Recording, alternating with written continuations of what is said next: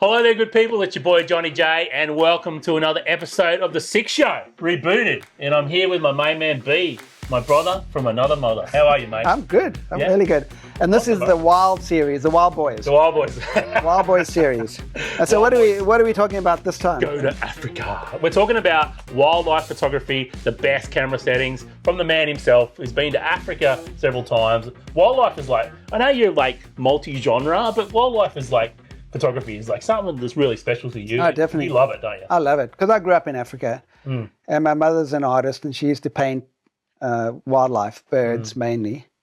But, you know, going to the Kruger National Park every year for at least 2 weeks from when I was 0 to 25, when I left Africa. Yeah. Yeah, it's a special. Just connecting with wildlife, connecting with nature, just like we do here in Australia. I love to get into the bush and you know, and photograph birds and stuff like dingoes. that. You love dingoes. I love my dingoes up north. But there's something about the African wildlife, and maybe because there's quite a few species that can eat you, and you know. Yeah, you're safe. You're in the car, man. You're on safari. It's right. Except when you're not in the car and you're on safari and you might be on foot tracking lions. I'll tell you what, you never felt so alive in your life when you're tracking lions on foot. Well, the good thing is, if you're there with me, I'll be at the back and I'm a big target and I'm slow. So you'll be fine. You'll be fine. You've never seen a cat attack from the front, have you? Yeah, that's right. They always come from the back. And I'll be a good feed. I'll feed the whole pride, so they're not going to take anyone else. It'll be fine. You'll be fine. All right, so cameras. Yeah, camera settings. And what I like about the way you shoot your wildlife is you let the camera do some of the work, don't you, mate? Well, I try and keep things simple. Simple. Because, you know, you're out there, there's a lot of things to think about when you're photographing wildlife, like making sure it's in focus, you know, what to include, what not to include, the composition, and you want everything else to be simple. And so you're in a moving vehicle. Yeah. The wildlife is moving and doing different probably things. Far away. It might be far away. The light is changing. So you might be shooting into the light, or the light might be behind us, and you know the animals looking into the light. Yeah, that's right. So there's a lot of things to think about. Okay, so you're going to need a telephoto lens, a long lens. So my Sigma 150 to 600 is broken right now, so it's not here. But that's a very versatile lens. So the 150 millimeters to 600 millimeter range is very versatile. And I've probably shot 85, 90% of all my images on that. And then I've got another camera in the car, in the vehicle, with a wider zoom. So this is 24 to 105. You can have 70 to 200, that type of thing. That's a little bit wider if something's really close to you. Yeah. Or you want to get a, sunset or something like that. Something interesting, I've been watching lots of African content, particularly African photographers. Yeah. And this guy, he's got the 600 f4, and I think it's whatever is the 400 f4, 2.8, whatever it is, those primes. Those big primes you need to sell a car for or mortgage your house to buy. And you know what he uses as his main lens because it's more versatile? The 200 to 600 or the 150 to 600 like you use Sigma. Right. And he says he gets way more creative shots with that lens than something that's 10 times as dear. Yep, exactly. Yep. But what I've got here, and I'm testing it, is the Canon 800 f11 lens. So it's a fixed focal length. You can't change it. It's 800 mils all the time. But it's got that extra reach, and I've been using it for bird photography because I can get really close to birds. And I'm going to take it to Africa. I might have to get another 150 to 600 though, because, like 800 may be too close. Like this lion, I might be shooting just that bit of its head, and then I don't have another shot. So I've just recently added to my kit is a 400 to 800, the Sony lens, and I'm really enjoying that as well. But it's really great for birds. Small things that you're not too close. I would imagine if I took that thing to the zoo, which is going to be the closest thing I can get to in Australia for shooting this bigger stuff, and you're quite close, it's going to be way too long. Yeah, it might be. I think it's going to be too long. Yeah, pretty much. Most of the things I'm shooting really far reach. So you need reach. Yeah. You definitely need reach. So I reckon 400 is not quite enough. No. I think you need something at least 600 mil or 800 mil, because sometimes the animal might be up a tree. There's leaves in the way, and you can, if you move like this way or that way in the vehicle, you can see its face without any leaves, and then you want something long. So that's when it comes to the lens, you want reach, and you want another one that's wide. wide-ish. Have you had any success with teleconverters? I've tried them. I've never liked them. I've looked at the image. I'll zoom in Lightroom, and then I've looked at the teleconverter, and it's never sharp. It's never the same. Yeah, I've never had a good thing. I've had some success with the 200 to 600 Sony lens with the 1.4. Okay. But it does degrade the quality. And you lose a stop of light. Yeah, you do. 1.4, the 2 times you lose 2 stops of light. Exactly. Yeah. All right, so that's the lens. I'm using full frame sensor cameras. You don't need to if you've got a crop sensor camera. You got more reach. You might get away with your 400 mil. You might get 400 would be 1.5. 1.5. Okay, or 1.6. Some of them are 1.6. Yeah. Around that. Anyway, around 600. So 7 something. Yeah. 100. So there you can get away with it. Yeah. Exactly. So full frame sensor cameras. The reason I like full frame sensor cameras is there's less noise when you're photographing. So often you're shooting with a very fast shutter speed. So your ISO cranks all the way up, especially low light, like early morning, late evening. You know, the light's dying on you. The predators are active when? At night and early morning, late evening is when they Sunrise, sunset, blue hour. So the rest of the day they're sleeping. They're chilling. They're in the shade. It's too hot. So they get going at sunset and sunrise. So that's when you need good cameras, so that you don't have too much noise and you can get through the noise in post-processing. Yeah, for sure. And, man, the change in the last 5 years on how these digital cameras can handle noise now is absolutely incredible. And then double that with what you can do with software, even Lightroom now with its AI noise reduction and Topaz. Topaz is really good. Third-party plugins. It's amazing. Yeah. You can really, I can push my camera up to 8,000, 10,000 ISO and still get usable images. You can. Yeah, it's amazing. You can.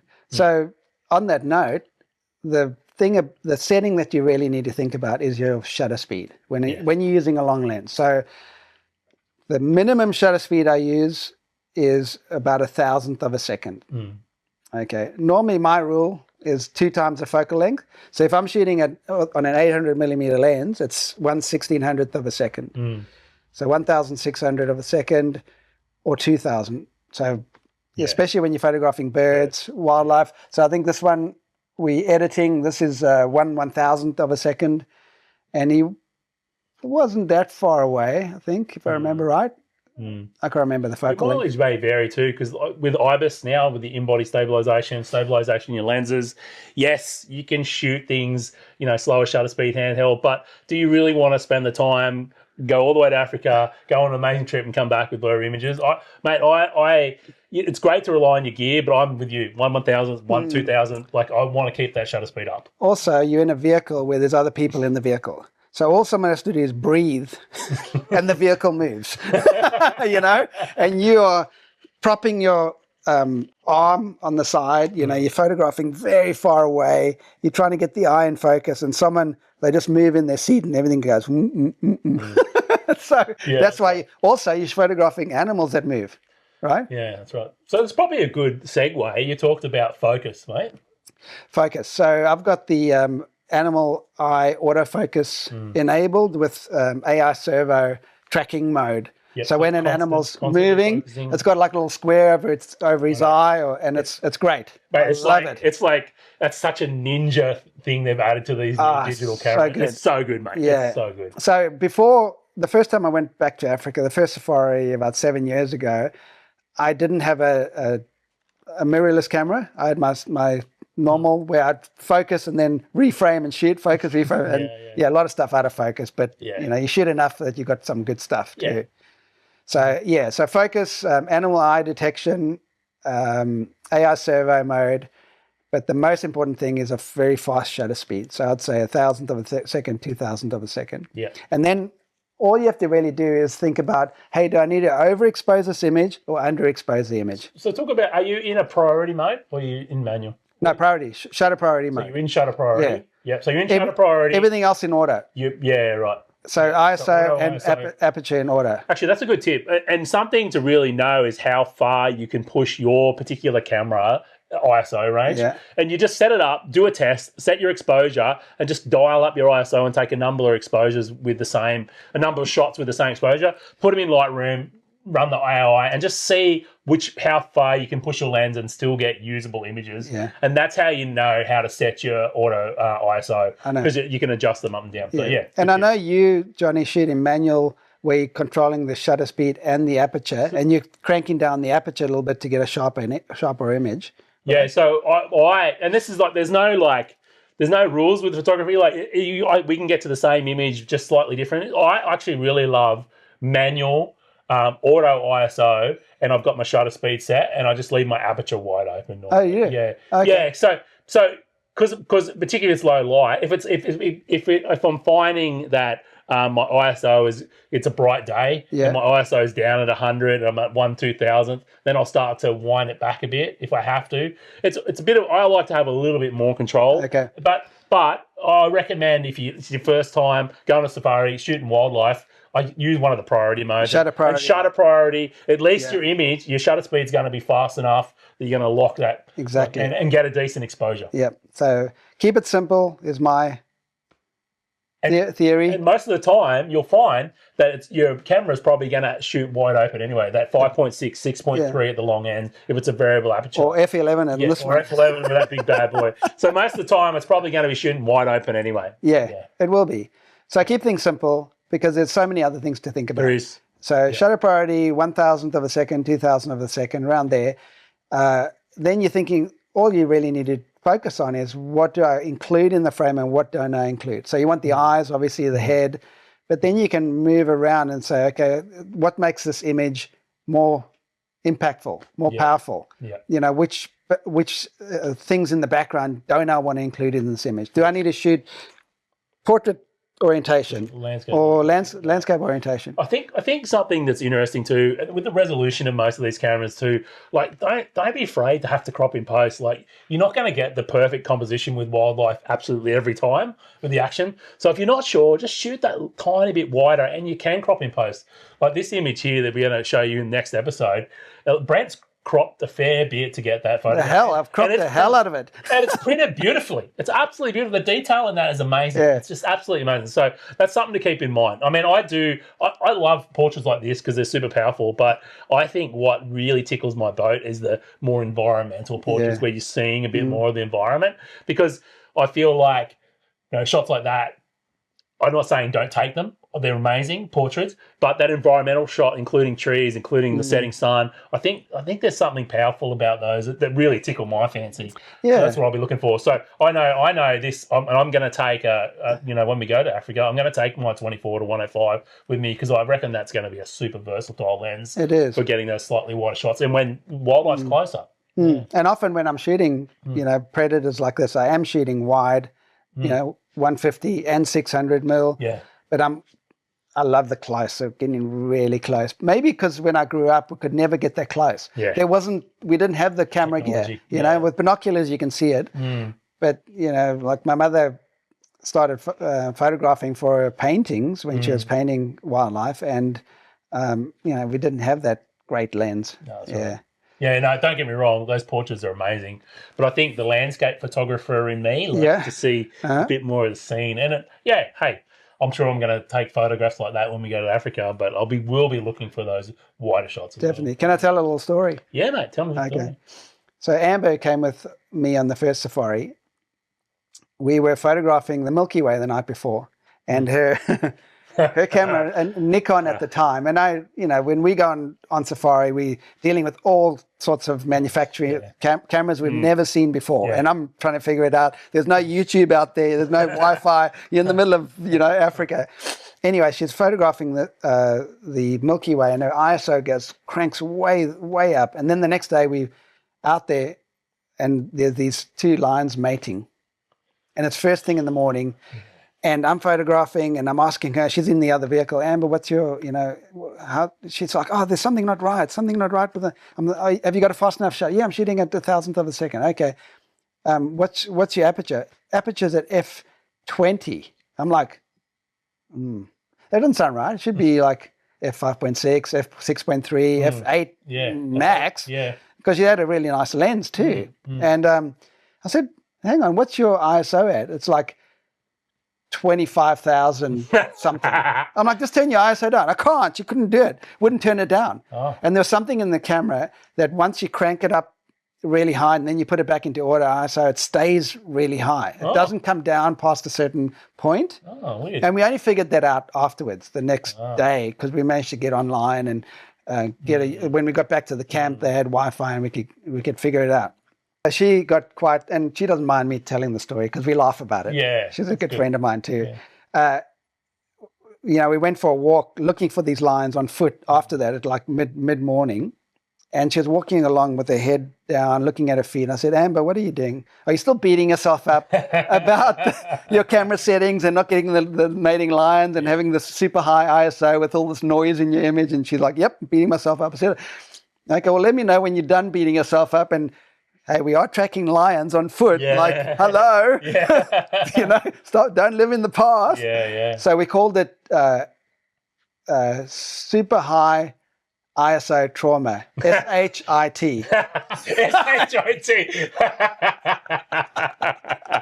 Oh, that's hilarious. But we've all done it. We've all done it. I've done it for work. I've gone out and, oh man, it's so easy to do. You forget to change the settings in autopilot. But I think the moral of that story is, hey, we all make mistakes. Things happen. Your gear, you don't know your gear as well as you think you do. You're in the dark often. Your settings are wrong. You've got the wrong lens. Your batteries are flat. Whatever. Don't let it ruin the moment you're in right now when you're photographing something. It's happened in the past, mate. The most important thing I think is the experience and the memories. The photos are just a byproduct of that. That's what I always say, mate. But like these things that happen, these SHIT moments, they make for great stories. That's it. Yeah. But at the most crucial moment, of course, I ran out of battery. When did you change that? I changed it. Lucky I dug in my bag to find another one. How many times have I run out of battery at crucial moments? I suppose one last thing to touch on is all this gear can be quite expensive, and there's a couple of options you can do. One is if you're going somewhere, rent a lens, bring it with you. I know in the States and Australia, we've got places you can rent lenses. I'm renting this one right now. Yeah, well, and that's the thing. And you can rent to own is the other option as well. I think that's what you like to do, Brent. But so I think renting before you go away, get it a month or two before, spend some time with your gear, take it on that big trip, and then you'll be very familiar with it. And, if you like it, you can own it at the end, or you can, give it back, which I think is a great thing. Yeah, something too that's really handy is, like a strap that you can take off and bolt into the bottom of your lens, so you can carry it hanging off your body and you're not holding, especially if you're going on walks. Yeah, there's nothing worse, big lens, and you've got the traditional camera strap now. It's difficult. So worse. This just goes over my shoulder, so like this. They're from Black Rapid, those straps. They make it it's really good. Yeah. Awesome, mate. No, cool. That's some good tips there. So if you've got any questions or comments, please put them below. If you've got any suggestions or you do something slightly different. I think we forgot one thing. What have we got? Shoot in RAW. Well, I think that's a given. But is it? Oh, okay. I don't know. Shoot RAW or RAW and JPEG. Yeah, RAW and JPEG. And take lots of batteries, charged batteries. Yeah. Because guess what's going to happen? There's going to be the lions mating, and you photographed other things, birds. Yeah. And your battery's blinking. And cold mornings. So cold mornings, affects batteries, things like that. And memory cards, lots of memory cards. Yeah, I'm a big believer. My backup strategy when I'm on the road is I never wipe a memory card. I don't either. No. I just fill them up and then I back them up into 2 hard drives and I put one in my carry-on and I put one in my checked luggage and I've got my also got my SD cards as a backup as well. Oh, you actually check? Yeah. I'd never check. 2 drives. No, I have them on me. Well, because if my day pack gets stolen with all my stuff in it and I've got it in one place, then I've lost everything. At least if I've got one in my checked, one in my carry-on, or 2 copies in my carry-on with my SD cards, at least then I know I've got... It's a good, I think of it as like my off-site backup, which is not really, because if the plane crashes, it's all fine. I'm probably not feeling very well either. But the thing is, it's like, if my day pack or my camera bag gets stolen, I've got that backup in my bag. And I'm the same. Have the same image in 2 different places, on your memory card and in a backup. Yeah, I do. Because sometimes memory cards die too. They do. Backups die. That's as right. long as you've got two separate. Yeah, exactly. Yeah. I mean, if you've got a big enough storage on your laptop, sometimes you can make space before you go if you're taking your laptop and use that as a storage location. So you can have on your laptop, desktop, on a hard drive, SD cards, and that's another option too. Often when we go to Africa, like we are next year, when you fly into places like the Okavango Delta or whatever, there's a limit to the weight that you can take in your bag. So sometimes a laptop isn't viable. You don't want to take that extra few kilos. You know, maybe you want to throw another lens in. Another second body or whatever. So just have a way to back things up if you can. Yeah, for sure. Awesome, man. Cool. Awesome. Well, we'd love to, like I said, we'd love to hear about, how you do it. If you've got any comments or questions below, please pop them below this video. Always after feedback, aren't we, brother? We are. And Africa, 2027, here we come. And we're going to let you know about it pretty soon, aren't we? We are. And next episode, we're going to edit this baby. Yeah, awesome. He's beautiful. The Lion King. He's beautiful. Awesome. All right, guys, take care. And we really appreciate you hanging around if you're still here this long. And, sending you lots of love, and we'll see you in the next one. Awesome. Catch you later. Bye.